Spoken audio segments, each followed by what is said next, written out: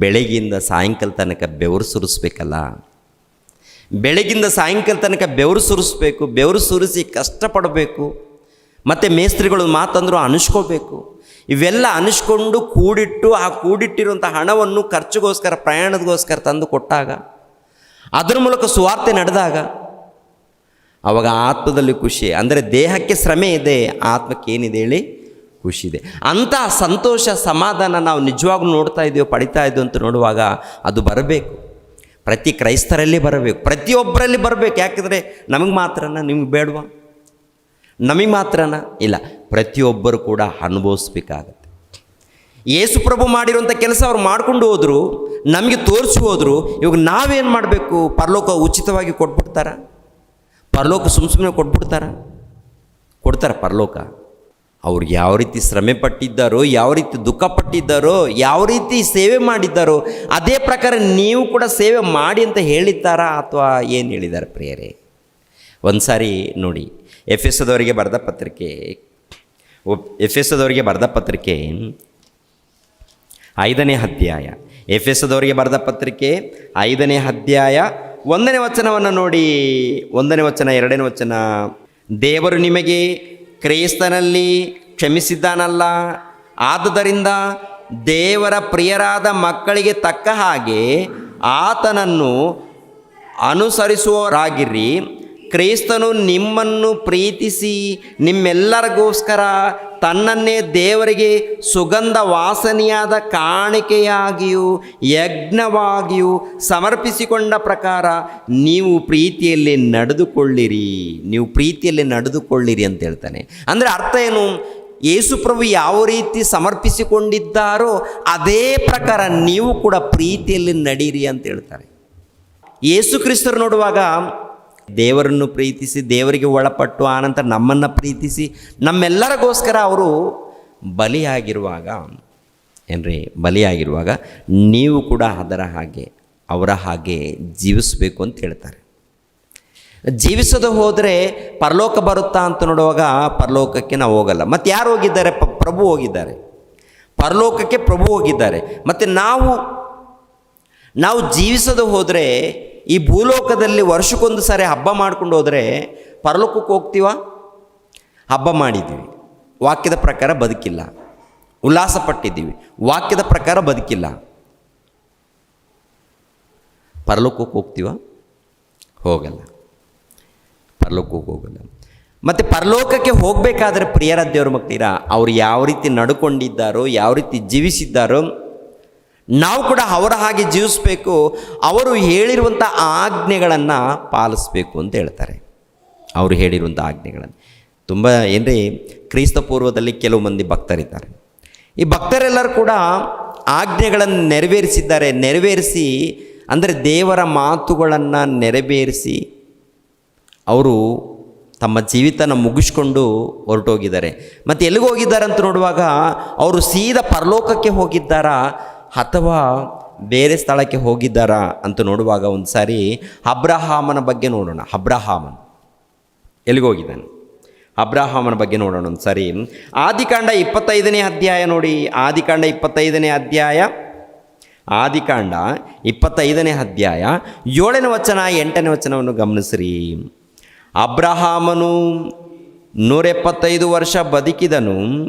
ಅವನು ಪೂರ್ಣಾಯುಷ್ಯದಿಂದ ದಿನ ತುಂಬಿದ ಮುದುಕನಾಗಿ ಪ್ರಾಣ ಬಿಟ್ಟು ತನ್ನ ಪಿತೃಗಳ ಬಳಿಗೆ ಸೇರಿದನು ಅಂತಿರುತ್ತೆ. ಅಂದರೆ ನೋಡಿ, ಅಬ್ರಹಾಮನ ಬಗ್ಗೆ ತಂದೆಯಾದ ದೇವರು ಅನೇಕ ಸಾರಿ ಏನಂತೇಳಿ ಇರ್ತಾರೆ ಹೇಳಿ? ಅಬ್ರಹಾಮನ ಬಗ್ಗೆ, ಇಸಾಕನ ಬಗ್ಗೆ, ಯಾಕೋಬನ ಬಗ್ಗೆ. ಅಬ್ರಹಾಮನ ದೇವರು, ಇಸಾಕನ ದೇವರು, ಯಾಕೋಬನ ದೇವರು ಅಂತ. ಅಂದರೆ ಅವರ ದೇವರಂತ ಯಾಕೆ ಹೇಳ್ಕೊಂಡಿದ್ದಾರೆ ದೇವರು ಅಂತ ನೋಡುವಾಗ ಅವರು ಹೇಳಿದ ಮಾತಿಗೆ ಒಳಪಟ್ಟು ವಿಧೇಯರಾಗಿ ನಡ್ಕೊಂಡಿದ್ದಾರೆ. ಆ ಕಾಲದಲ್ಲಿ ನಮ್ಮ ಹಾಗೆ ಇರುವಂಥ ವಾತಾವರಣ ಇಲ್ಲ. ಅಂದರೆ ನಮ್ಮ ಕಾಲದಲ್ಲಿ ಬೈಬಲ್ ಇದೆ, ಬೋಧಕರಿದ್ದಾರೆ, ಎಲ್ಲ ವ್ಯವಸ್ಥೆ ಇದೆ. ಆದರೆ ಅವರ ಕಾಲದಲ್ಲಿ ಅಂಥ ವ್ಯವಸ್ಥೆ ಇಲ್ಲ. ಅಂಥ ಕಾಲದಲ್ಲಿ ಅಂಥ ಸಮಯದಲ್ಲಿ ಒಂದೇ ಒಂದು ಮಾತಿಗೆ ಒಳಪಟ್ಟು ವಿಧೇಯರಾಗಿ ದೇವ್ರಿಗೋಸ್ಕರ ಬದುಕಿದ್ದಾರೆ. ಎರಡನೇದಾಗಿ ಈ ಭೂಲೋಕದಲ್ಲಿ ಆಸ್ತಿಗೋಸ್ಕರ, ಅಂತಸ್ತುಗೋಸ್ಕರ, ಅಧಿಕಾರದಗೋಸ್ಕರ ಅವರು ತವಕಪಟ್ಟಿಲ್ಲ. ಈ ಲೋಕದಲ್ಲಿ ಅಧಿಕಾರದಗೋಸ್ಕರ ಆಗಿರ್ಬೋದು, ಈ ಲೋಕದಲ್ಲಿ ಆಸ್ತಿಗೋಸ್ಕರ ಆಗಿರ್ಬೋದು, ಅವರು ಯೋಚನೆ ಮಾಡಿಲ್ಲ. ಅವ್ರು ಏನಪ್ಪ ಅಂದರೆ ಅವ್ರ ಯೋಚನೆ ನಮಗೆ ದೇವ್ರ ಜೊತೆಯಾಗಿದ್ದಾರೆ, ದೇವರಿದ್ದಾರೆ ಸಾಕು ಅಂತ.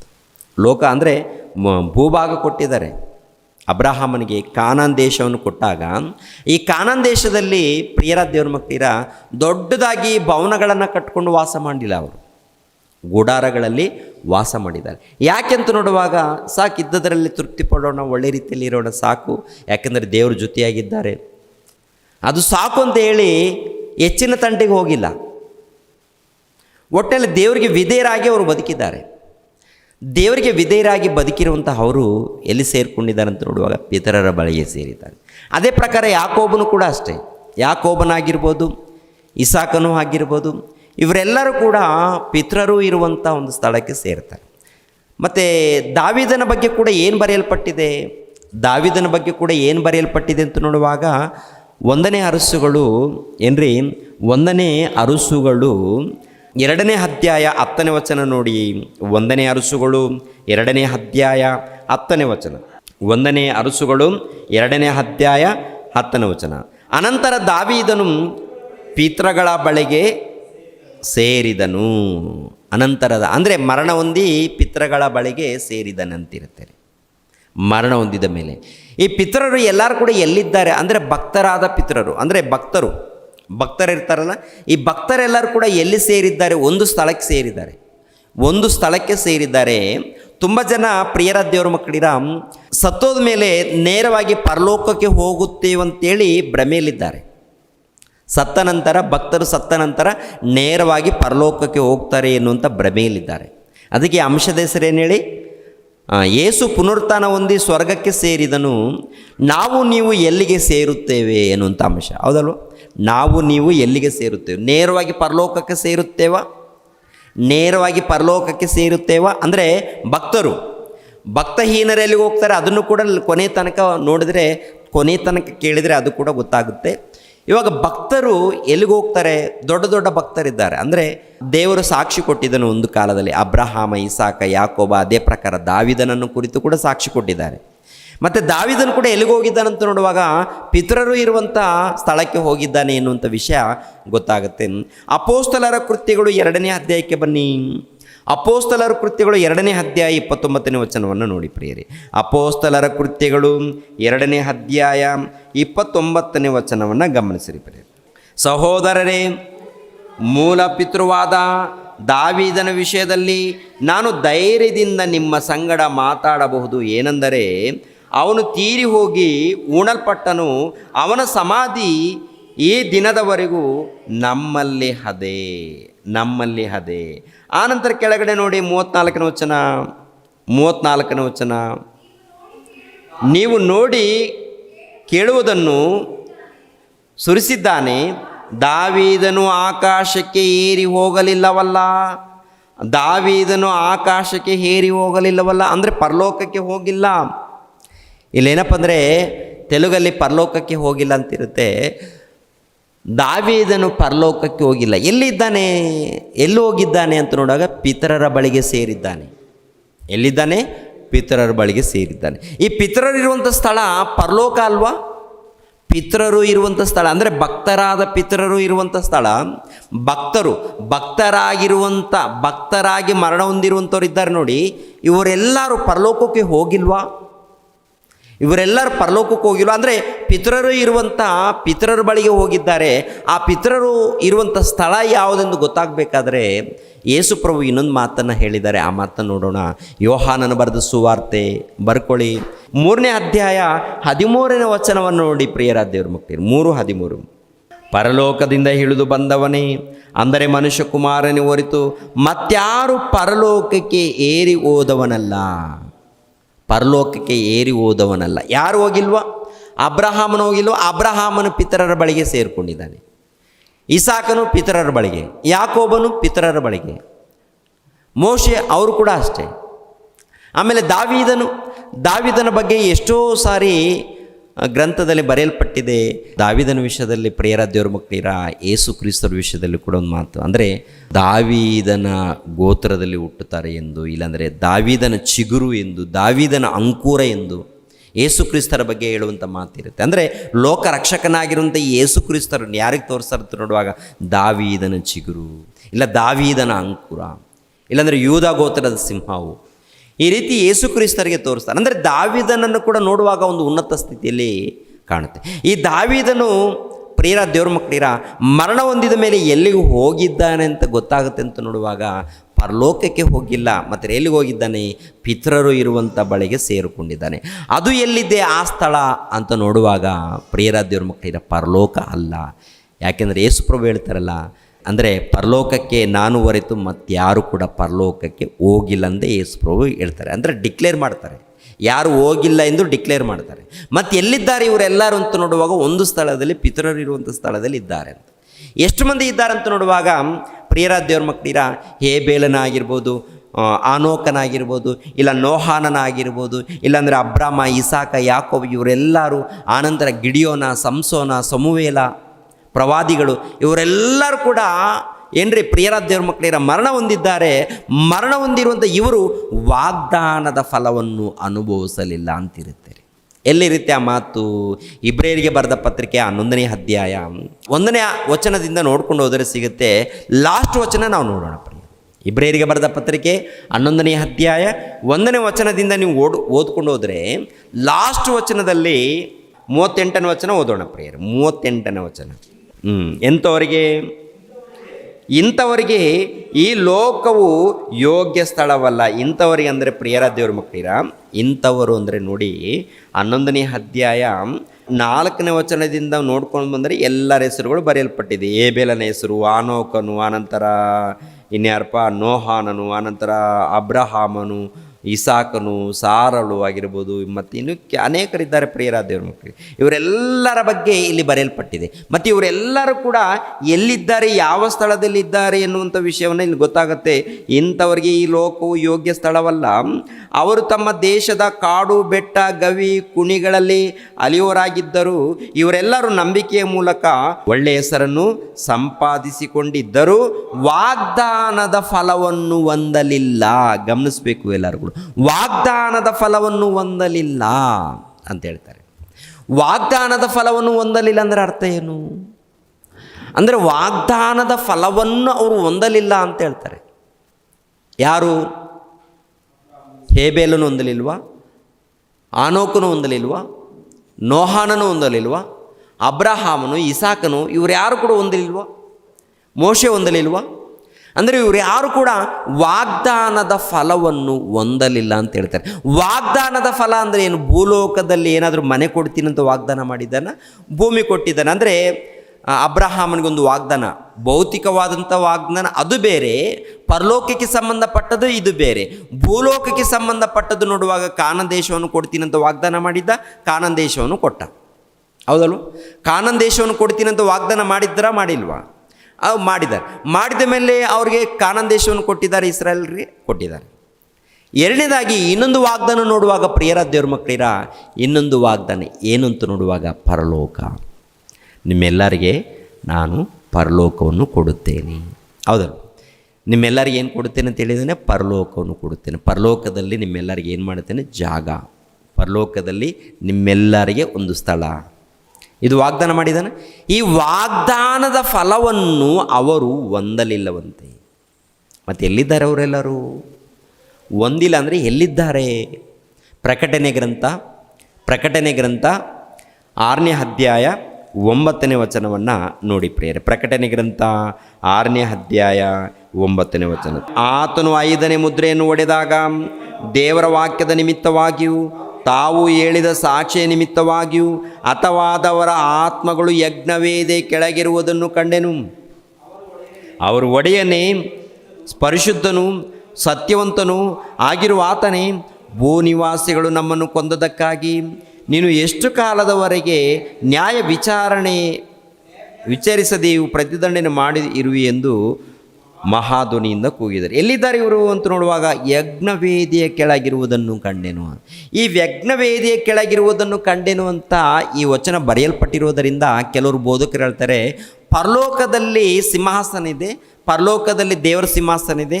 ಆ ದೇವರ ಸಿಂಹಾಸನದ ಕೆಳಗಡೆ ಯಜ್ಞವೇದಿ ಇದೆ. ಆ ಯಜ್ಞವೇದಿಯ ಕೆಳಗಡೆ ಇವರೆಲ್ಲರೂ ಇದ್ದಾರೆ ಅಂತೇಳಿ, ಪರಲೋಕದಲ್ಲಿದ್ದಾರೆ ಅಂತೇಳಿ ಹೇಳ್ತಾರೆ ಪ್ರಿಯರೇ. ಅಲ್ಲಿದ್ದಾರ, ಈ ನೀತಿವಂತರಾಗಿರುವಂಥ ಅಲ್ಲಿದ್ದಾರ ಅಂದರೆ ದೇವರ ಸಿಂಹಾಸನದ ಕೆಳಗಡೆ ಇದ್ದಾರ. ಹಾಗಂದರೆ ಇನ್ನೊಂದು ಮಾತು ನಿಮ್ಗೆ ನೆನಪು ಮಾಡ್ತೀವಿ, ದೇವರ ಸಿಂಹಾಸನದ ಕೆಳಗಡೆ ಇದ್ದಾರಂತ ಒಂದು ವೇಳೆ ಅಂದ್ಕೊಂಡ್ರೆ, ದೇವರ ಸಿಂಹಾಸನ ಯಾವುದು ಇವಾಗ? ದೇವರ ಸಿಂಹಾಸನ ಯಾವುದು ಹೇಳಿ? ಆಕಾಶ ನನ್ನ ಸಿಂಹಾಸನ, ಭೂಮಿ ನನ್ನ ಪಾದಪೀಠ. ಅವ್ರು ಅಂದ್ಕೊಂಡಿರೋ ಪ್ರಕಾರ ದೇವರ ಸಿಂಹಾಸನದ ಕೆಳಗಡೆ ಅಂದಾಗ ಭೂಮಿಯ ಕೆಳಭಾಗದಲ್ಲೇ ಬರುತ್ತೆ. ಭೂಮಿ ಏನಾಗುತ್ತೆ? ಪಾದಪೀಠ, ಹೌದಲ್ವ? ಭೂಮಿ ಪಾದಪೀಠ ಆಗಿರುವಾಗ, ಆಕಾಶ ಸಿಂಹಾಸನ ಆಗಿರುವಾಗ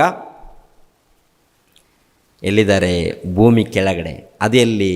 ಭೂಮಿ ಕೆಳಗಡೆ ಅಂದರೆ ಮತ್ತೆ ಭೂಮಿ ಒಳಗಡೆ ತೋಡಿಕೊಂಡು ಹೋದಾಗ ಕೆಳಭಾಗದಲ್ಲಿ ಅಂತಲ್ಲ, ಇನ್ನು ಅದು ಕೂಡ ಹೇಳಿದ್ದಾರೆ ಪ್ರಿಯರ ದೇವರು. ಕೆಲವರು ಬೋಧಕರು ಹೇಳಿದ್ದಾರೆ, ಭೂಮಿಯನ್ನು ತೋಡ್ಕೊಂಡು ಹೋದರೆ ತೆಳಭಾಗದಲ್ಲಿ, ಒಳಭಾಗದಲ್ಲಿ ಅಲ್ಲಿ ನರಕ ಇದೆ, ಅಲ್ಲಿ ಬೆಂಕಿ ಇದೆ, ಅಲ್ಲಿ ಗೋಳಾಡ್ತಾ ಇದ್ದಾರೆ ಆತ್ಮಗಳು ಅಂತ ಹೇಳ್ತಾರೆ. ಅಲ್ಲಲ್ಲ, ಭೂಮಿ ಒಳಗಡೆ ಬೆಂಕಿ ಇರುವಂಥದ್ದು ನಿಜ, ಆದರೆ ಆತ್ಮಗಳು ಭೂಮಿ ಒಳಗಡೆ ಸೇರ್ಕೊಳ್ಳಲ್ಲ. ಆತ್ಮಗಳು ಭೂಮಿ ಒಳಗಡೆ ಸೇರ್ಕೊಳ್ಳಲ್ಲ.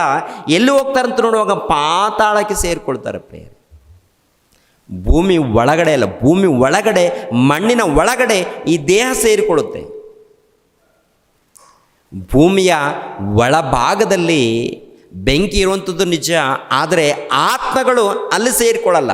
ಮತ್ತು ಎಲ್ಲಿಗೆ ಹೋಗ್ತಾರಂತ ನೋಡುವಾಗ ಏನ್ರಿ? ಪಾತಾಳದಲ್ಲಿ ಒಂದು ಸ್ಥಳ ಇದೆ ರೀ, ಪಾತಾಳ ಲೋಕ ಇದೆ. ಆ ಪಾತಾಳ ಲೋಕಕ್ಕೆ ಆತ್ಮಗಳು ಹೋಗ್ತಾರೆ. ಆ ಪಾತಾಳ ಲೋಕ ಭೂಮಿ ಒಳಭಾಗದಲ್ಲಿ ಇದೆ ಅಂತ ಹೇಳ್ಕೊಳ್ತಾರೆ. ಅಲ್ಲಿಲ್ಲ ಪ್ರಿಯರ ದೇವ್ರ ಮಕ್ಕಳಿರ. ಆಕಾಶ ನನ್ನ ಸಿಂಹಾಸನ, ಭೂಮಿ ಪಾದಪೀಠ ಅಂತ ಹೇಳ್ತಾರೆ. ಮತ್ತು ಇವರೆಲ್ಲರೂ ಎಲ್ಲಿದ್ದಾರೆ ಅಂತ ನೋಡುವಾಗ ಪಾತಾಳ ಲೋಕದಲ್ಲಿ ಇದ್ದಾರೆ. ಈ ಪಾತಾಳ ಲೋಕದಲ್ಲಿ ನೀತಿವಂತರೆಲ್ಲಿದ್ದಾರೆ, ಅನೀತಿವಂತರೆಲ್ಲಿದ್ದಾರೆ ಎಂದು ಇವಾಗಲೂ ಕೂಡ ಏನ್ರಿ, ಇವಾಗಲೂ ಕೂಡ ಕ್ರೈಸ್ತರು ಎಂದು ಕರೆಯಲ್ಪಡ್ತಾ ಇದ್ದಾರೆ. ಇವಾಗಲೂ ಕೂಡ ಅರ್ಥ ಮಾಡಿಕೊಂಡಿಲ್ಲ. ಸತ್ತ ನಂತರ ನೇರವಾಗಿ ಪರಲೋಕಕ್ಕೆ ಹೋಗ್ತಾ ಇದ್ದಾರೆ, ಸತ್ತ ನಂತರ ನೇರವಾಗಿ ಪರಲೋಕಕ್ಕೆ ಹೋಗ್ತಾ ಇದ್ದಾರೆ ಅಂತೇಳಿ ಈ ಆಲೋಚನೆಯಲ್ಲಿದ್ದಾರೆ ತುಂಬ ಜನ. ಇಲ್ಲ ರೀ, ಯೇಸುಪ್ರಭು ಹೋದ ಹಾಗೆ ನಾವು ನೇರವಾಗಿ ಪರಲೋಕಕ್ಕೆ ಹೋಗಲ್ಲ. ಸತ್ತ ನಂತರ ಎಲ್ಲಿಗೆ ಹೋಗ್ತೀವಂತ ನೋಡುವಾಗ, ನಿಜವಾಗಲೂ ವಾಕ್ಯದ ಪ್ರಕಾರ ನೀನು ಭಕ್ತನಾಗಿದ್ದರೆ, ವಾಕ್ಯದ ಪ್ರಕಾರ ನೀನು ನೀತಿವಂತನಾಗಿದ್ದರೆ, ಸತ್ತ ನಂತರ ಒಂದೇ ಒಂದು ಕ್ಷಣದಲ್ಲಿ ಪಾತಾಳಕ್ಕೆ ಹೋಗ್ತೀಯ. ಆ ಪಾತಾಳದಲ್ಲಿ ಪರದೇಶಿ ಎನ್ನುವಂಥದ್ದಿದೆ. ಆ ಪಾತಾಳದಲ್ಲಿ ಪರದೇಶಿ ಎನ್ನುವಂಥದ್ದಿದೆ. 2 ಕೊರಿಂಥದವರಿಗೆ ಬರೆದ ಪತ್ರಿಕೆ ಏನ್ರಿ? 2 ಕೊರಿಂಥದವರಿಗೆ ಬರೆದ ಪತ್ರಿಕೆ 12ನೇ ಅಧ್ಯಾಯ 1ನೇ ವಚನದಿಂದ ನೋಡಿ ಪ್ರಿಯರ ದೇವ್ರ ಮಕ್ಕಳಿರ. ಹೊಗಳಿಕೊಳ್ಳುವುದು ವೀತವಲ್ಲದಿದ್ದರೂ ಅದು ನನಗೆ ಅವಶ್ಯವಾಗಿದೆ. ಆದುದರಿಂದ ಕರ್ತನು ನನಗೆ ದಯಪಾಲಿಸಿದ ದರ್ಶನಗಳನ್ನು ಕುರಿತು, ತಿಳಿಯಪಡಿಸಿದ ರಹಸ್ಯಗಳನ್ನು ಕುರಿತು ಹೇಳುತ್ತೇನೆ. ಕ್ರಿಸ್ತನಲ್ಲಿದ್ದ ಒಬ್ಬ ಮನುಷ್ಯನನ್ನು ಬಲ್ಲೆನು. ಅವನು 14 ವರ್ಷಗಳ ಹಿಂದೆ 3ನೇ ಆಕಾಶ ಪರ್ಯಂತರಕ್ಕೂ ಒಯ್ಯಲ್ಪಟ್ಟನು. ಅವನು ದೇಹ ಸಹಿತವಾಗಿ ಒಯ್ಯಲ್ಪಟ್ಟನೋ, ದೇಹ ರಹಿತವಾಗಿ ಒಯ್ಯಲ್ಪಟ್ಟನೋ ನಾನರಿಯೇ, ದೇವರೇ ಬಲ್ಲನು. ಅಂಥ ಮನುಷ್ಯನು ಪರದೈಸಕ್ಕೆ ಒಯ್ಯಲ್ಪಟ್ಟನು. ಅಂದರೆ ಒಬ್ಬ ಮನುಷ್ಯನನ್ನು ನೋಡಿದ್ದೇನೆ, ಅವನು ಕ್ರಿಸ್ತನ ಭಕ್ತನಾಗಿದ್ದಾನೆ. ಅವನು ಯಾರು? ಕ್ರಿಸ್ತನ ಭಕ್ತನಾಗಿರುವಂಥ ಈತನು ಒಯ್ಯಲ್ಪಟ್ಟಿದ್ದಾನೆ. ಯಾರು ಒಯ್ದಿದ್ದಾರೆ? ದೇವದೂತರು ಕರ್ಕೊಂಡು ಹೋಗಿದ್ದಾರೆ. ಕ್ರಿಸ್ತನಲ್ಲಿದ್ದಂಥ ಒಬ್ಬ ಭಕ್ತನು ಒಯ್ಯಲ್ಪಟ್ಟಿದ್ದಾನೆ. ಅದು 3ನೇ ಆಕಾಶ.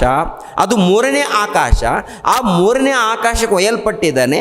ಆ 3ನೇ ಆಕಾಶ ಮತ್ತೆ ಯಾವುದಂತ ನೋಡುವಾಗ ಅದು ಪರದೈಸು. ಅಂದರೆ ಭಕ್ತರು ಎಲ್ಲಿಗೆ ಹೋಗ್ತಾರಂತ ಗೊತ್ತಾಗುತ್ತೆ, 3ನೇ ಆಕಾಶಕ್ಕೆ ಹೋಗ್ತಾರಂತ ಗೊತ್ತಾಗುತ್ತೆ. ಅದು 3ನೇ ಆಕಾಶದಲ್ಲಿ ಎಲ್ಲಿ ಅಂತ ನೋಡುವಾಗ ಪ್ರಿಯರ ದೇವರ ಮಕ್ಕಳಿರ, ಪರದೇಶಿ ಎನ್ನುವಂಥ ಒಂದು ಸ್ಥಳ ಇದೆ.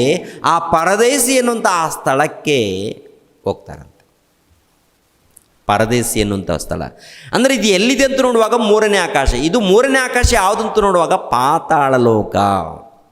3ನೇ ಆಕಾಶ ಪಾತಾಳ ಲೋಕ. ಈ ಪಾತಾಳ ಲೋಕದಲ್ಲಿ 3ನೇ ಆಕಾಶ, ಆ ಪಾತಾಳ ಲೋಕಕ್ಕೆ 3ನೇ ಆಕಾಶ, ಪಾತಾಳ ಲೋಕಕ್ಕೆ ಮೂರನೇ ಆಕಾಶ. ಆ ಪಾತಾಳ ಲೋಕದಲ್ಲಿ ಒಂದು ಸ್ಥಳ ಇದೆ, ಅದು ಪರದೈಸು ಎನ್ನುವಂಥ ಒಂದು ಸ್ಥಳ ಇದೆ ಪ್ರಿಯರೇ. ಆ ಪರದೈಸು ಎನ್ನುವಂಥ ಆ ಸ್ಥಳಕ್ಕೆ ಯಾರು ಹೋಗಿದ್ದಾರಂತ ನೋಡುವಾಗ ಭಕ್ತರು ಹೋಗಿದ್ದಾರೆ. ಅಲ್ಲಿ ಯಾರಿದ್ದಾರಂತ ನೋಡುವಾಗ ಏನ್ರಿ, ಹೇಬೇಲನಾಗಿರ್ಬೋದು, ಆನೋಕನಾಗಿರ್ಬೋದು, ನೋಹನ್ನಾಗಿರ್ಬೋದು, ಅಬ್ರಹಾಮ, ಇಸಾಕ, ಇವರೆಲ್ಲರೂ ನೀತಿವಂತರು ಎಲ್ಲರೂ ಅಲ್ಲಿ ಇದ್ದಾರೆ. ನೀತಿವಂತರು ಎಲ್ಲರೂ ಕೂಡ ಅಲ್ಲಿ ಇದ್ದಾರೆ. ಅಲ್ಲಿ ಇದ್ದಾರೆ ಎನ್ನುವಂಥ ವಿಷಯ ಯಾವಾಗ ಗೊತ್ತಾಗುತ್ತೆ ಅಂತ ನೋಡುವಾಗ ಯಾವ ವಚನದಲ್ಲಿ ಗೊತ್ತಾಗುತ್ತೆ? ಲೂಕನ ಬರೆದ ಸುವಾರ್ತೆ. ಲೂಕನ ಬರೆದ ಸುವಾರ್ತೆ ಏನ್ರಿ? ಲೂಕನ ಬರೆದ ಸುವಾರ್ತೆ 16ನೇ ಅಧ್ಯಾಯ 22ನೇ ವಚನ. 16:22ನೇ ವಚನದಿಂದ ನೋಡೋಣ. ಹೀಗಿರುವಲ್ಲಿ ಸ್ವಲ್ಪ ಕಾಲದ ಮೇಲೆ ಆ ಭಿಕ್ಷಗಾರನು ಸತ್ತನು. ದೇವದೂತರು ಅವನನ್ನು ತೆಗೆದುಕೊಂಡು ಹೋಗಿ ಅಬ್ರಹಾಮನ ಎದೆಗೆ ಒರಗಿಸಿದರು. ಆ ಐಶ್ವರ್ಯವಂತನು ಸಹ ಸತ್ತನು. ಅವನಿಗೆ ಉತ್ತರ ಕ್ರಿಯೆಗಳು ಆದವು. ಅವನು ಪಾತಾಳದೊಳಗೆ ಯಾತನ ಪಡುತ್ತಾ ಇರುವಲ್ಲಿ ಕಣ್ಣೆತ್ತಿ ದೂರದಿಂದ ಅಬ್ರಹಾಮನನ್ನು ಇವನ ಎದೆಗೆ ಒರಗಿಕೊಂಡಿದ್ದ ಲಾಜರನ್ನು ನೋಡಿ, ತಂದೆಯೇ ಅಬ್ರಹಾಮನೇ, ಯಾತನೆ ಪಡುವಂಥ ಸ್ಥಳದಲ್ಲಿ ಇದ್ದೇನೆ, ನನ್ನನ್ನು ಕನಿಕರಿಸು. ಎಲ್ಲಿದ್ದಾನೆ? ಯಾರು? ಐಶ್ವರ್ಯವಂತನ ಎಲ್ಲಿಗೆ ಹೋಗಿದ್ದಾನೆ ರೀ? ಐಶ್ವರ್ಯವಂತನ ಎಲ್ಲಿಗೆ ಹೋಗಿದ್ದಾನೆ? ಮೊದಲ ಲೋಕ ಯಾವುದು? ಪಾತಾಳ ಲೋಕ.